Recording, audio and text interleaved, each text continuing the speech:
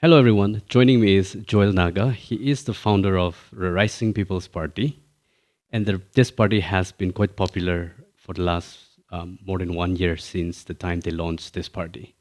So we have got to learn a lot of things what the party is up to and what is their position when it comes to the upcoming election. So thanks for joining me for this conversation. Thank you, Lungleng, once again. We have talked, I think, about more than 1 year ago when you just launched your party, Yes, and it yes, we was did. quite an insightful talk and conversation, and we were able to just converse through, and you answered really some of the basic questions that everybody needs to know. So thanks so much. Direct jumping straight to the point. So what is your position as a party? How is your position as a party, and what are you up to as of now? Oh, well, it's too early to make assertions, Mhm. but I guess the party is doing well. Mhm. So far, so good. And I believe it will impact the next elections. Mhm. So hopefully, uh, we'll do well. Awesome. I think when you just launch your party, since the time of your launching, it has come a long way. And you have done a lot of activities trying to really project yourself as a party that, deserves people's trust. And, having done that work as somewhat a reliable party, I think I sometimes wonder whether people are able to understand all the volunteers activity that you have done. Because when you look at all these activities, busting the rackets and scandals in the oils and petrol, all this adulteration of petrol in the petrol pumps, and I think more than that, you have done a lot of works. And how do you feel people are reacting to that? So far, our people they have been very supportive, Mm, and I believe they understand mm, what we are standing for okay. because it takes time. Having said that, it takes time. People take time to to adjust to adjust to changes, and Mm, like it's very difficult for new mindsets to take mm, over. mm, Nevertheless, so far we have been consistent, as you have rightly put it, field adulteration, mm, or when it comes to backdoor appointments, mm, mm, NSSP. We went to the court, and right now 670 posts are open for competitive exams, where more than 50,000 people are appearing for exams, oh yeah. students. So, of course, credit goes to like NSF and even the PSN as well. But so far, so good. And I believe people, as far as these issues are concerned, people have taken it very positively, Mm, and I mm, mm. believe that this will impact the next elections. Okay. So, do you think whatever activities that you have done, people definitely and truly I mean, have to appreciate you guys and give you the credit as well equally, like the way we give to NSF or whichever organization. So, what is the possibility and how to turn this into a credit to you guys that will help you in your election process? Or did you have any intention that whatever activities that you have done will have an impact on your credibility in the eyes of people, of the voters especially? Definitely, credibility is very important. Yeah, But as a political party, we have to do what is right. true. And so far, we have been doing that. Okay. So, as far as the election is concerned, whether it will translate into votes or not, those that assertion I cannot make. Mm. But I believe that it will make an impact in the Mm. next elections, Mhm. because as a political party, we can't keep quiet. True. Yeah, and this party was formed on the plank of good governance, Mm. and of course, we are against corruption and money politics. Mhm. So, as a political party, we have to do what is good, what is right, and we have to give delivering, justice to the people. Mhm. So, when I talk about justice, I'm sure you remember during the COVID time, Yeah. we had to go to the High Court twice because the state government had issued, an arbitrary order stating that, in the schools, the students cannot attend classes without COVID certificate, Mm. which is arbitrary Yeah. and illegal. Yeah. So we had to go to the court, and Okay. we want a case. All right. And even prior to that, there was a court case where there was a case where the state government had barred Mm. its employees from entering the secretariat without Yes, a yes. certificate. Yes. So we had to go to the court Okay. even for that, Okay. and we won the case. Mhm. So those are some of the achievements. I would not say achievements. Those are some of the things which we felt necessary. Yeah. I think you have, by your intervention or through your intervention, like you have mentioned, two specific court case which through your intervention has come to the favor of the people who are in need of justice. So I think that's a great work that you guys have done. Thank because it's quite arbitrary, as you correctly mentioned. Now that you have done all of this, what are the reaction of those people who have been benefited from those court cases and you guys won? What are the reaction of people who got benefited? See, deep inside, I know that Yeah. the people are grateful. But not everybody is going to call up and say, hey, guys, we are grateful. Yeah. So it doesn't mean that we are discouraged. But we know that deep inside, they're grateful and they're praying for us. That's for sure. So we believe in the goodness of the Naga people. Yeah. And people may not express it. And Nagas, by and large, they don't know how to express it. But then, nevertheless, we believe that they are grateful. And then, as I've put it, we really don't know what's going to happen in elections. But definitely, as I go to my constituency and I work over there, it's a plus point for me and for any of my, intending candidates. So these are some of the highlights of our party. Okay, interesting.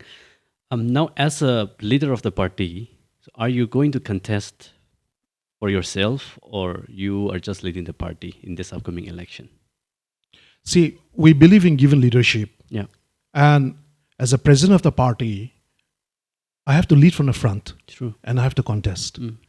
Having formed a party, if we as the leaders of the RPP, if we don't contest, then where's the hope for the people? In fact, it would be a non-starter, basically. If we don't contest, then we can't, even if we raise issues and even if we highlight things, people will not rally behind us. So as leaders of party, we can't say, okay, as Joel Naga, I'm not going to contest, but we are looking for candidates. We can't do that. So we will not be able to inspire people with that stand. So I felt that I should contest, and I'm contesting, definitely. Last time in a discussion, you were mentioning that RPP will not choose any experienced or career politicians to be a candidate. Do you still stick to that stand? We still stick to that stand.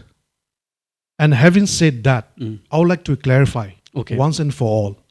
See, as a political party, we are looking for winnable candidates. Okay. We are looking for capable people, no doubt. We are looking for young people, no doubt. And we have been telling the Naga people, please send capable candidates to the RPP and we'll give them tickets. So having said that, if there are two capable candidates in a constituency, we'll have to give naturally a ticket to somebody who is in a winning position. Makes sense. Right? Makes sense. So that factor cannot be discounted. Okay. And secondly, RPP has been saying right from the beginning that we don't have the resources. Okay? So when the other political parties, they have crores and crores of rupees as resources for election funding, we don't have. And this is something which we have made very clear to the Naga people. Now, if you as a Indian candidate come to me and say that I'm seeking for RPP ticket, you're most welcome. But we will have to make ourselves very clear as well. What's the party position as to what is the party position? So we tell any of us, we tell the intending candidates that, see, thank you so much for coming to us. But let's make my position very clear as the head of the party or as the leader of the party that we don't have the resources to finance you. So as far as the resources are concerned, we will not be able to give you any assurance. We will not be able to give you any guarantee. Okay. But I want to raise one question on that. You say a capable candidate. So how do you define that capable candidate? A capable candidate is somebody who has a burden and a heart for his electorates or for the Naga people. In fact, we have so many capable candidates. For example, we have Engineer Thomas, who is a capable candidate. Okay. From Mon district. We have Engineer Bishanlo as well, who is intended to contest from Kohima town. We have Mr. Rotaga and from Gaspani too. In fact, even Kahuta Chishi. These are all capable candidates. Okay. And we all share the same vision, Yeah. which is to create a better Nagaland. Absolutely. Yeah. Yeah. But I'm not trying to instigate here. We had conducted one interview with Mission Lokat. Yes. And he was saying that he was not given ticket because RPP is looking for someone who can fund themselves, finance themselves. So which is true? I mean, if I have to compare with what your response with the response that he gave, because you say capable candidates doesn't necessarily mean sharing the same vision alone, but someone who would not need to be bought off by anyone. So what would you say on that? Because he was clearly mentioning that he was declined when he requested the ticket from the party. He wasn't declined. I Okay. told him to be patient, to go slow. Mhm. See, the conversation took place last year. Okay. So, so I told him, see, brother, you are capable, I know that. Mm. But please go slow. At the moment, the party hasn't talked about issuance of ticket. That's number one. Okay. Number two, when the time comes, the party will talk about ticket. Mm. And number three is that, see, myself, okay, Lungleng, I'll be very frank with you. Please, let's do that. Yeah. Myself, I'm an intending candidate, Yeah. and I've said that I will be contesting for Tsimidi too, or Tsimidi constituency. Okay. Myself, I lack resources, to be frank. I myself lack resources. Why should I accuse somebody of lacking resources? Yeah. It doesn't make sense, right? Yeah.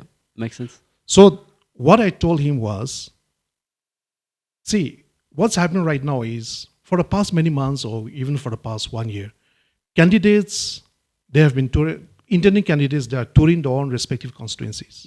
They don't know which ticket they will seek for. Yeah. They don't know whether they will stand as independent or they'll seek a party ticket. But nevertheless, they are campaigning. So this is still going on. Ticket issue hasn't been finalized by any party, neither NDPP nor BJP nor RPP. So what I told him was, in the context, see, you will have to finance yourself. It doesn't mean that don't stand for election. Okay. See, who am I to stop somebody from standing for elections? Absolutely. Except my son or my father, I cannot stop anybody. So what I told him was in that context. Okay. Yeah. Okay. But I would like to throw you one example, as in, suppose you find someone who has the same value and vision as your party, and he is requesting your ticket, and he is able to finance himself. But if he is able to finance himself, don't you think if he ever gets elected, he would try to recoup that money from the department or from the government, because he has financed himself and he has spent crores of money, for example. So in the process of recouping himself to finance, don't you think he will deviate from the vision of zero corruption in the party? See, there are two issues here. Okay. Okay. RPP, right from the beginning, has been saying this, as I've stated. It doesn't matter whether you have money or whether you don't have money. Yeah. Okay? Yeah. If you have the heart and the conviction to stand for your people, please go ahead. And please come to us. We'll give you a ticket. Yeah. Okay? Okay. Whether it's Mr. A or B or C or anybody, if he has the conviction that I will stand, irrespective of irrespective of finances or resources, I'm going to stand. Then we'll give him ticket. Okay. And this is what I'm doing. Okay. So that's number one. Yeah. Number two, as I've already stated before, RPP is in no position to even give 1 rupee to anybody Okay. at the moment.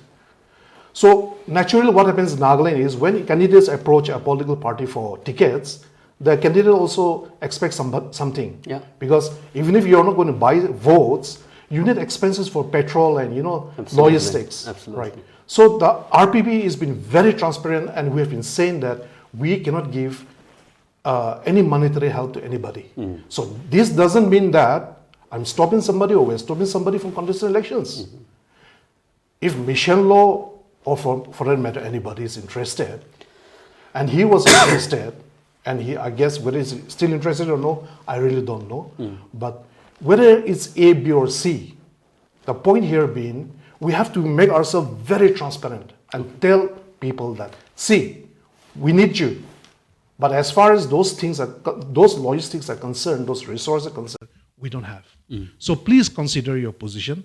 And if you want, and if you accept our conditions and still want to be with us, welcome. Okay. Right? Okay. I think that's very clear. Yeah. So that could be, but I don't want to be the person juggling between two opinions and two persons. But it's nice to have that clarity from you as a leader of the party, because that was what came up when we had a conversation. Now, so how many candidates would you be placing in this upcoming election as per your strategy right now? Right now, we cannot guess. Yeah. See, we want to set up candidates as much as possible, right? Yeah. We believe that there should be a wave in Nagaland. True. But whether this wave will come about or not, I really don't know. But at least we want to set up 20 candidates Okay. from 20 constituencies, of course. If we can set up more than that, well and good. Because it's not about money, Yeah. as I've already stated before. Yeah. If somebody is interested, please, and if you are capable and if you are credible, if you are a credible leader, please come forward. How are you going to vet your candidate, whether they're credible, whether they are, they have a good image in the society, and whether they're against corruption? Because let's say now BJP will have only 20 candidates.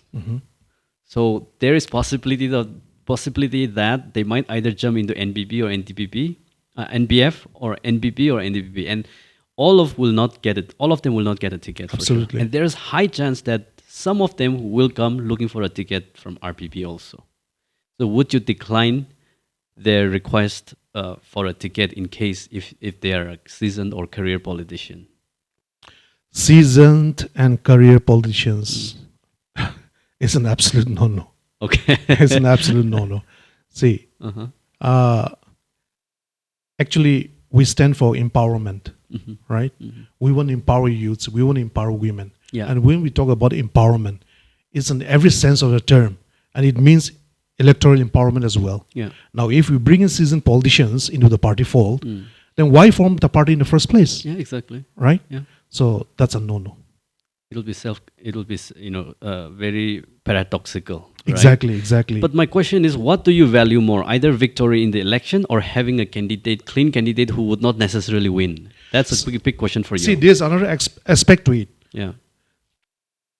A good candidate, okay, a capable candidate, a credible candidate, he or she might not win this time, okay? But he or she might win in the next election, right? We cannot discount that possibility. Yeah. So we are looking for that kind of candidates as well. So the third possibility is, placing a candidate in a triangular contest. For example, A and B is contesting, right? Mr. A is winning in a straight contest between A and B. So what we can do is we can place Mr. C in that constituency so that Mr. A loses and B wins. Okay. That possibility cannot be discounted either. But neither benefits you. As a party, that's a game we have to play as politics. See, we cannot be too idealistic. Right. We have to be practical as well. Right? Yeah, of course. Yeah. Of course. As cunning as a snake and as innocent as a dove or something like that. Yeah. Okay. But as a political party, having that aspiration and ambition to be in the government to make our governance clean and transparent and free of corruption, Sure. don't you think it's equally important to be winning? Exactly. And I want to understand from you how to draw that line, trying to win at the same time having a clean candidates. And these two cannot go hand in hand as of now. So you are not looking your prospect into this upcoming election, and you're rather building your career of the party, image of the party for the future. Would that be It's a wrong to say simultaneous that? issue. Okay. It's simultaneous. We are looking for winnable candidates. Yes. At the same time, we are looking for second generation leaders, right? Who may not win this time, but they will win next time. Because this political party is not only for 2023, but is for the next election and for the next generation. So how do you define a winnable candidate? Yeah, It's a question, right? That's one of the questions. Exactly. So how do we define a winnable candidate? So you're assuming that only the all-timers will win the elections, right? That's how a trend shows as of now. That's a trend. Yeah. So let's see how it works out. Yeah. Because I'm saying that this election will throw up new faces, will throw up lots of, how do I put it, capable people. Because the old faces, most of them will bite the dust. Because, see, people are fed up. People are tired of money politics. Yes, lots of people will take money. Lots of promises will be made, and lots of betrayals will be there. But I feel that this election will throw up lots of surprises, and many of the big shots are going to win. Are they going to lose as well? Yeah. So who are going to win? Basically, see, when we talk about new faces, it doesn't necessarily mean only the young ones. Yeah, not necessarily. We are also talking about, like old timers in the Right, sense, right. people who haven't been in politics. Yeah. So they might be, like a servant politician or servant bureaucrats. They might be, Absolutely. big contractors. They might be, like some social activists. Things like that. Absolutely. Yeah. I have one more question on your credibility of the party. Your party is so committed to anti-corruption and transparency in the government, and your party is like so committed that it goes to the extent of not entertaining anyone who has been in power as a politician, right? So, which you just spelled out a few minutes back. But your party is also criticized at the same time when you met Mr. Nifirio to seek his blessing. How do you justify that for people? Okay. Your party, Okay. your team went to him to meet him and just like seeking blessing or something to build relationship. How do you justify that? I mean that's not my question. That's what Okay. people are wondering. Okay. So I would like to make that presentation Okay. to you. See, let's remember that we are all Christians. Of course. Okay. Going to seek blessings from Rio doesn't mean that we are hand in hand. Okay. Blessed in the sense, the blessings of prayer. Okay. Prior to meeting Mr. Rio, we met the oldest IBM, okay, interim body member. He is still surviving. He is a Rengma. He is Mr. Lotisemi. Okay. So we went to his village, we went to his house, and we sought his blessings in prayer. After that, we met Dr. S. Jamir. Okay. And we sought his blessings in prayer. So we met Mr. Rio, he been the chief minister. And we sought his blessings in prayer. So it doesn't mean that we have formed an alliance. So this is a misconception which I want to clarify once and for all. Yeah. Because, see, as Christians, we have to understand that we need the support of elders as well. The prayers of the elderly generation is very important. Because right now, what we are witnessing is that there's a deep discontent and mistrust. Okay. The bitterness, we can feel the bitterness, the pulse in the younger generation. They say that we don't need this elderly generation. They have sold us out. But I'm of the opinion that in order to build a better Nagaland, we need the good advices of the elderly generation. No doubt about it. And then the energy and the dynamism of the younger generation as well. So these two will go together in building a new Nagaland. Except for the fact that the party is a very ambitious party, very, very highly ambitious when it comes to the clean image of a person. And that is what a society needs at the end of the day, in fact. But when it comes to the practicality of it, sometimes sometimes I think that you might be facing a lot of issues in drawing this line. Because as a party, like we discussed, winning is one and having a clean image is one. And these two needs to go together. So, in your process of trying to profile people for the candidates, when can people expect to have that list of candidates from your party, at least for the upcoming election? Because it's now a few months away from now. Okay, before we go to the list part, okay, let me clarify here. Yeah. Whoever intends to seek our ticket will have to, will have to give in written that he will abide by such and such. Okay. So this every political party does. Yeah. But the difference between this party and the other political parties is that here, this particular candidate, he has to give his affidavit stating that. Okay, let me put it very simple. Yeah. Okay, he will have to mortgage his property. Okay. Right. When he seeks our ticket, he or she will have to mortgage his or her property to the RPP.